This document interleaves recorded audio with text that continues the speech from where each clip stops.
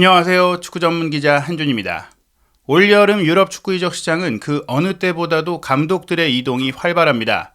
특히 거물급 감독들이 속속 새로운 팀과 계약하며 연쇄 이동이 시작되었는데요. 지난 5월에 제시 마시, 헤수스 카사스 감독과 협상에 실패한 이후 원점에서 외국인 감독 선임 작업을 진행 중인 대한축구협회의 상황에도 영향을 미칠 수 있는 소식들이 전해지고 있습니다. 6월에 일정이 시작됨과 동시에 속속 결정되고 있는 유럽 감독들의 이동 소식과 더불어 최소한 제시 마시급 이상의 감독을 선임하겠다는 목표를 내걸었던 대한축구협회가 아직 노려볼 수 있는 감독은 누구인지 최신 리스트를 살펴보고 분석해드리도록 하겠습니다. 우선 가장 뜨거운 소식, 충격적인 소식이 전해졌습니다. 주제 무리뉴 감독이 튀르키예 클럽 김민재 선수가 활약했던 페네르바체와 계약했다는 소식이 전해진 것인데요. 영국의 프리미어리그 주간 방송사이자 세계 최대 방송사 중에 하나인 스카이 스포츠에서 보도했습니다. 무리뉴 감독이 페네르바체 합류에 구두 합의했다는 얘기인데요. 스카이 스포츠 뉴스의 게리 코터릴 기자의 보도에 따르면 2026년 6월까지 2년 계약을 체결할 예정이며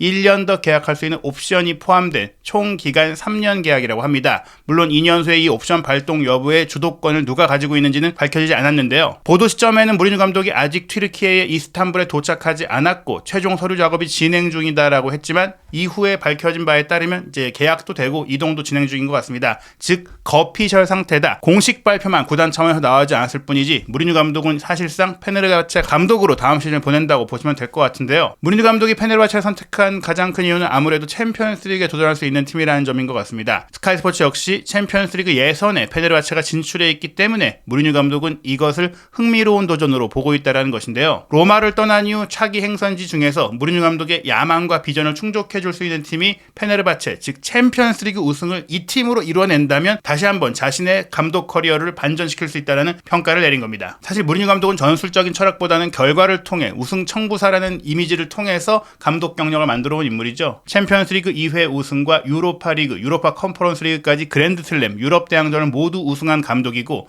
잉글랜드 프리미어리그와 FA컵, EFL컵 우승, 스페인 라리가와 코파델레이 우승, 이탈리아 세리에A 코파 이탈리아 우승, 포르투갈 프리메이라 리가와 타사드 포르투갈 컵 우승까지 본인이 활동했던 모든 리그의 우승을 이뤄냈다라고 볼 수 있는 최고의 감독인데요. 다만 최근 토트넘에서 실질적인 최초의 무관으로 감독 경력을 마치게 됐고 그 다음 로마에서는 유로파 컨퍼런스 리그 우승을 이뤘지만 유로파 리그 결승전에서 패배하고 나서 최근 시즌에 이제 시즌 도중 경질이라는 조금 이제 불명예스러운 마무리를 맺게 됐습니다. 명예회복의 의지가 강했던 무리뉴 감독인데요. 이적 시장의 전문가인 파브리치오 로마노에 따르면 주제 무리뉴 감독은 페네르바체와 5월 31일 오전에 구두 합의를 마쳤고 이제 오후에 감독직 계약의 서류까지 사인을 했다. 그리고 이 계약은 말씀드린 대로 2년은 픽스돼 있고 추가 1년은 상황에 따라서 옵션을 통해서 협의할 부분이기 때문에 일단 기본적으로는 2026년까지 맞는다고 보시면 될 것 같습니다. 그리고 무리뉴 감독 본인도 이러한 소문들이 팽배한 가운데 여행 가방을 싸는 모습을 자신의 이제 인스타그램 계정을 통해 업로드하면서 튀르키예로 이동하는 상황을 공개했기 때문에 모든 준비가 끝났다라고까지 이제 알려졌는데요. 그렇다면 무리뉴 감독이 페네르바체를 선택한 이유는 무엇일까? 무리뉴 감독이 역시 돈 때문에 행선지를 선택하는 인물이 아니었다라는 점, 이것은 사실 우리 대표팀도 일단 무리뉴 감독과 만나보기라도 하면 어땠을까라는 생각이 드는 요인인데요. 우선 첫 번째로 이제 사우디아라비아의 알 카디시아 팀이 지난 시즌 사우디 프로리그 2부 리그에서 우승을 하면서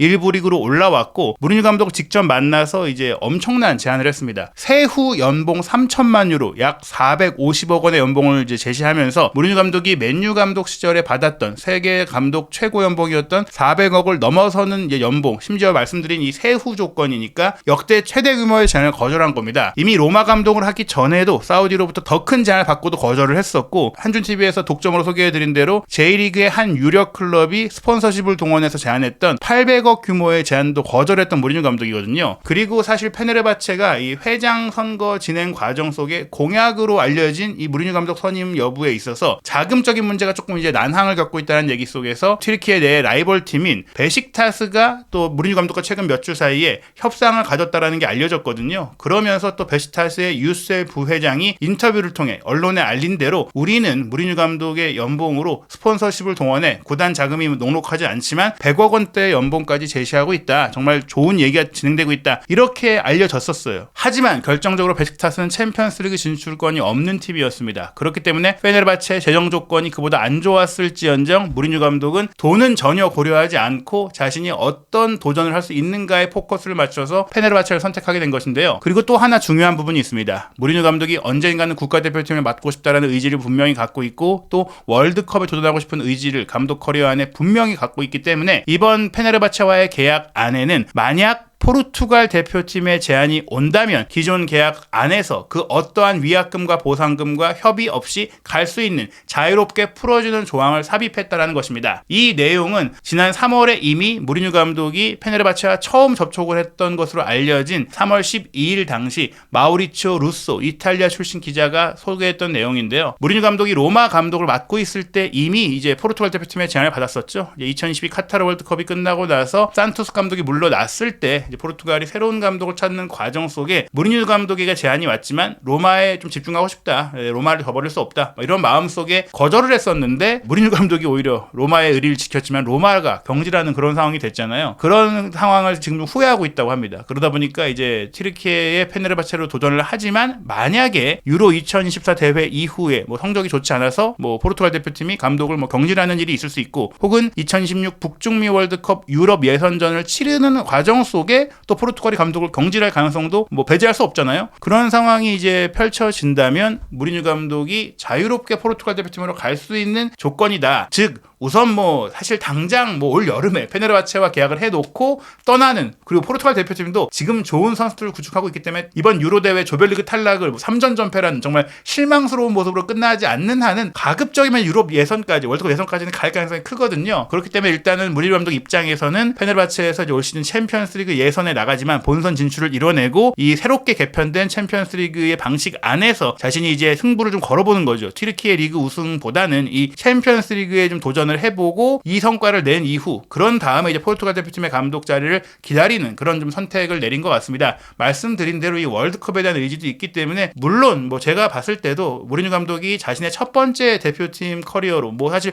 유일하다고 할 수 있겠죠. 포르투갈 대표팀, 조국의 이제 대표팀을 맡는 것이 좀 큰 꿈이다 보니까 만약 우리가 접촉을 했었다고 하더라도 얘기를 했다고 하더라도 정중하게 거절했을 가능성이 높다라고 생각은 되지만 그래도 만약 접촉도 이뤄보지 못하고 얘기도 해보지 못하고 좀 물러선 것은 아쉽다. 무리뉴 감독이 엄청난 또 연봉 규모가 필요한 감독이긴 해도 그래도 말씀드린 대로 저희 이전 영상에 소개해드린 대로 적정한 비전과 프로젝트와 이제 인프라적인 서포트 그리고 코칭 스태프를 대동해서 어느 정도 본인의 명성에 걸맞는 연봉만 좀 보장을 해줬다면 스폰서십을 통해서 충분히 한국의 기업들이 충당할 수 있는 정도의 금액으로 데려올 수 있었기 때문에 협의라도 해봤으면 어떨까라는 적극성이 좀 아쉬운 부분입니다. 그와 더불어 현재까지 무직 상태였던 안토니오 콘테 전 토트넘 감독, 손흥민 선수와 함께 했던 이 콘테 감독도 차기 행선지를 마침내 결정을 했는데요. 이탈리아 세리에 A 클럽 나폴리의 감독이 됐습니다. 공교롭게도 이 무리뉴 감독이 페네르바체, 콘테 감독이 나폴리, 김민재 선수의 이전 소속팀에 부임하는 정말 흥미로운 상황이 된 건데요. 이탈리아판 스카이 스포츠에서 이제 보도를 했어요. 콘테 감독이 나폴리의 새 감독이 될 예정이다. 3년 계약을 체결할 것이다. 이렇게 얘기를 했습니다. 앞서서도 유력하다라는 보도들이 많이 있었고 또 연봉에 대한 얘기들도 있었는데요. 기본적으로 콘테 감독은 지금 대표팀은 이제 이탈리아 대표팀을 이끌었던 또 이력도 있고 사실 지금 현 시점에서는 본인이 클럽팀 감독, 특히 자신의 가족들과 함께 살면서 좀 안정적으로 좀 지내고 싶은 마음이 크다 보니까 사실 콘테 감독은 저희가 놀고 있는 거물 감독이다라고 얘기는 드렸지만 가능성 자체는 거의 없었다라고 봐야 될 것 같아요. 이탈리아 안에서 일을 하고 싶다 보니까 나폴리와 이미 오랫동안 이야기를 해왔고 이 과정 속에서 연봉도 중요하고 또 항상 우승을 노리는 감독이다 보니까 선수 영입도 중요하게 여겼거든요. 이 과정 속에 이제 콘테 감독이 최종적으로는 나폴리 구단 역대 최고의 연봉을 받는 감독이 됐어요. 이전 알려졌던 650만 유로나 700만 유로보다 낮은 600만 유로 조건이라고 하더라도 90억 원을 확보받았고 이에 더해서 추가적으로 성적에 따른 보너스 조항도 있는 것으로 알려졌는데 일단 현재까지 확정된 바는 600만 유로 연봉이다. 일단은 유벤투스와 인터밀란에서 세리에 A 우승을 4차례나 이뤄냈고 또 첼시에서 프리미어리그 우승을 이뤄냈고 토트넘에서 이제 우승을 못하고 떠난 그런 상황이었는데 나폴리에서 다시 한번 좀 자신이 나폴리라는 팀에 팀, 어떻게 보면 본인이 이제는 유럽 리그의 우승권 팀에 가기 어려울 정도로 조금은 이제 커리어가 꺾이기 시작했거든요. 나폴리에서 반등을 추구하고 있는 것이죠. 파브리치오 로마노 기자는 뭐 계약서 작업도 끝났다라고 후속 보도를 했어요. 10월 위고를 뛰었기 때문에 조만간 공식 발표가 있을 것 같고, 마찬가지로 알려진 바는 2027년 6월까지 이제 3년 계약입니다. 콘테 감독이 선임이 되면서 나폴리 선수단 내 움직임도 이제 차례차례 이뤄지고 있는데요. 우선 주장인 디 로렌초 선수 같은 경우에는 디 로렌초의 에이전트가 공개적으로 이적을 뭐 추진한다라는 얘기들이 나왔습니다. 그러나 이 콘테 감독이 유력해진 이 상황 이후에 나폴리 구단이 이례적으로 이런 이적설에 대해서 공식 성명을 냈는데요. 그는 떠날 선수도 아니고 올여름에 팔 선수도 아니다, 이렇게 이제 얘기를 하면서 그는 남을 것이다라고 얘기했습니다. 이에 대해 이제 콘테 감독이 부임하면서 디 로렌초를 굉장히 원하고 있고 핵심 선수로 중용할 것이다라는 그런 얘기들이 나오고 있다 보니까 콘테 감독 본인도 좀 디 로렌초를 설득을 해서 팀을 재정비하는 데 있어서 좀 기대감을 불어넣으려고 하는 게 아닌가라고 생각이 됩니다. 2022-2024 시즌에 뭐 김민재 선수, 스팔레티 감독과 함께 세리에 A 우승을 이뤘고 정말 최고의 시즌을 보냈던 나폴리가 지난 2023-2024 시즌에는 챔피언스리그에서 좀 아쉬웠고, 세리에 A에서는 10위까지 순위가 떨어지면서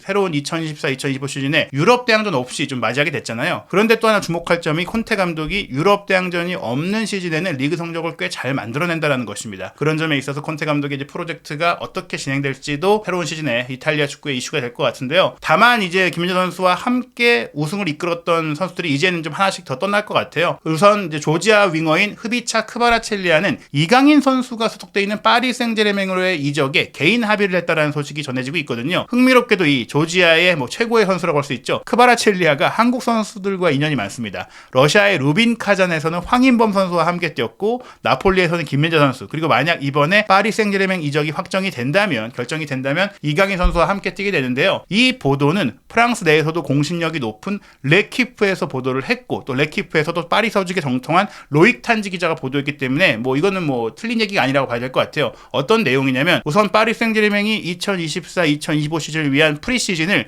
7월 15일부터 시작한다고 하는데, 이제 올여름에 은바페 선수가 레알 마드리드로 떠나게 됐잖아요. 이 공백을 메울 대형 공격수가 필요하다. 특히 이제 왼쪽 측면에서 전방을 오가는 이런 결정력을 갖고 있는 선수가 필요한데, 이 역할을 할 수 있는 적임자가 바로 크바라첼리아라는 것이죠. 엔리케 감독이 가장 원하는 프로필을 갖고 있는 선수다라는 얘기들도 나왔고, 뭐 캄포스 디렉터가 올 여름 이적 시장까지 또 함께 일을 할 거다라는 얘기들이 나오고 있는데, 지난 이제 며칠 동안 실질적인 협의 진전이 있었다고 하면서 크바라첼리아 선수와 개인 합의는 됐다고 합니다. 구체적인 금액, 뭐 연봉은 공개되지 않았지만 장기 계약 조건으로 좋은 연봉의 제한이 이제 성사가 됐다라고 하는데요. 다만 구단 간 합의가 중요하잖아요. 아직 계약 기간이 충분히 있는 가운데 최근 이제 이탈리아 언론의 보도에 따르면 파리 생제르맹이 1억 유로의 이적료를 쓸 거다라는 이제 보도가 나왔지만, 이 부분에 있어서 이제 레키프가 확인한 바에 따르면 1억 유로는 사실이 아니다. 우리는 6천만 유로 정도로 평가하고 있다. 6천만 유로를 쓸 생각이 있다라고 했어요. 다만 나폴리의 이제 데 라우렌티스 구단주는 당연히 이런 협상에 있어서 물러서지 않고 굉장히 악명 높은 이제 협상가로 알려져 있다 보니까 결국엔 협상이 장기화될 수 있다. 다만 이제 파리 생제르맹이 이전에도 나폴리에서 선수를 잘 데려왔던 바가 있죠. 파비안 루이스라든지 라베찌라든지 카바니를 데려왔기 때문에 두 구단 간의 관계가 나쁘진 않아요. 그러나 데 라우렌티스 회장이 그렇다고 해서 깎아줄 생각은 없다. 그렇기 때문에 현재 파리 생제르맹이 해결책으로 삼고 있는 것은 6천만 유로 플러스 조금 이제 잉여 자원이 된 선수들을 묶어서 보낸다는 것인데, 사실 나폴리에서 이강인 선수를 원한다는 얘기들이 계속해서 나오고 있긴 하지만 이강인 선수는 매각 대상, 이 트레이드 대상에 오르지 않을 것 같고요. 뭐 솔레르라든지 명확하게 이제 에니케 감독 부임 이후에 확실히 이제 선발 자원이 아닌 것으로 분류됐던 선수들, 뭐 아센시오 같은 경우도 있고요. 뭐 이런 선수들이 아마 대상이 되지 않겠느냐라는 얘기들이 나오고 있는데, 이 상황은 조금 더 지켜봐야 될 것 같습니다. 그리고 콘테 감독이 이제 부임했지만 오시멘 선수는 올여름에 나갈 가능성이 높다는 보도가 계속 나오고 있거든요. 콘테 감독은 일단은 오시멘이 나간다고 하면은 루카쿠를 영입해달라, 루카쿠를 원한다라는 얘기들이 계속해서 나오고 있어요. 이 보도도 역시 이탈리아에서 최고 공신력을 자랑하고 있는 잔루카 디마르초가 이제 소개를 했던 내용인데, 문제는 첼시에서 4천만 유로 정도의 이적료를 좀 원하다 보니까 나폴리는 루카쿠를 그 정도 금액에 데려오는 것은 필요치 않은 일이다, 좀 맞지 않는 일이다라고 생각하고 있다고 합니다. 그래서 이 부분은 이루어지기 어렵다라고 보도를 했고요. 다만 이제 뭐 이런 얘기는 있죠. 첼시에 정말 거액에 팔게 된다면 1억 3천만 유로에 달하는 현재 이적 시장에서의 바이아웃 조항을 충족해주는 조건이 온다면 꽤 많이 돈을 벌게 되니까 루카쿠를 좀 비싸게 할 수도 있다. 그러나 첼시에서도 이런 재정적인 문제로 인해서 또 연봉도 많이 줘야 되니까 오시멘 이적료로 1억 3천만 유로의 바이아웃 조항을 지르긴 어렵다라는 게 이제 이미 뭐 결론이 났다라고 합니다. 그렇기 때문에 나폴리 입장에서는